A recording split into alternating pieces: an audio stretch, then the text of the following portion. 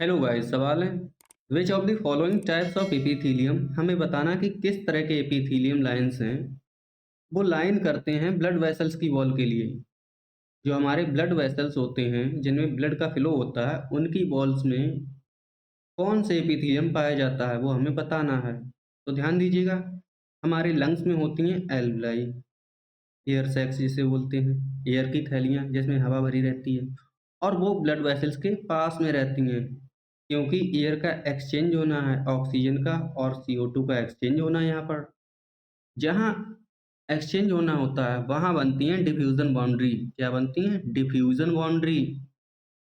Diffusion boundary बनती हैं, ठीक है ना।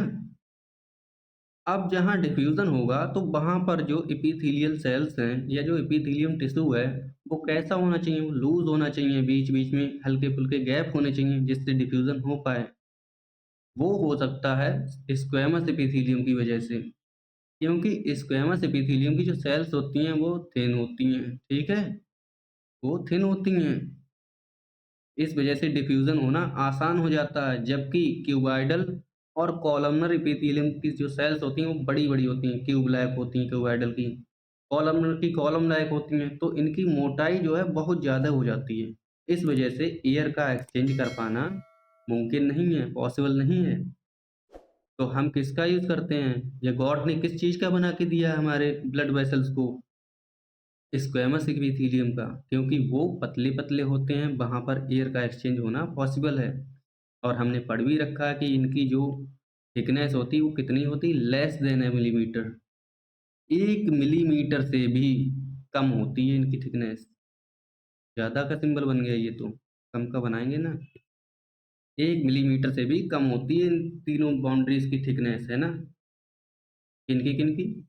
एपिथेलियम ऑफ ब्लड वेसल्स, और या आप एंडोथेलियम बोल सकते हैं ब्लड वेसल्स, या एपिथेलियम बोल दो, एक ही बात है। और एपिथेलियम किसकी? एल्वेओलर वॉल की, और बीच में जो गैप है, इन तीनों की थिकनेस 1 mm से कम ही होनी चाहिए। तो हमारा आंसर जाएगा स्क्वैमस एपिथेलियम, ठीक है?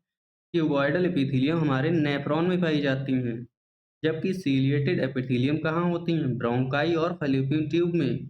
और कॉलमनर होती हैं हमारी स्टमक और इंटेस्टाइन में। इनका काम होता है सिक्रीशन और एब्जॉर्प्शन का। क्यूबॉइडल भी सिक्रीशन एब्जॉर्प्शन कराती हैं, और सीलिएटेड एपिथेलियम जो हैं वो कराती हैं म्यूकस या फ्लूइड का मूवमेंट किसी पार्टिकुलर डायरेक्शन में, और डिफ्यूजन बाउंड्री बनाती है हमारी स्क्वैमस एपिथेलियम। तो पहला आंसर ही करेक्ट होगा। Thank you.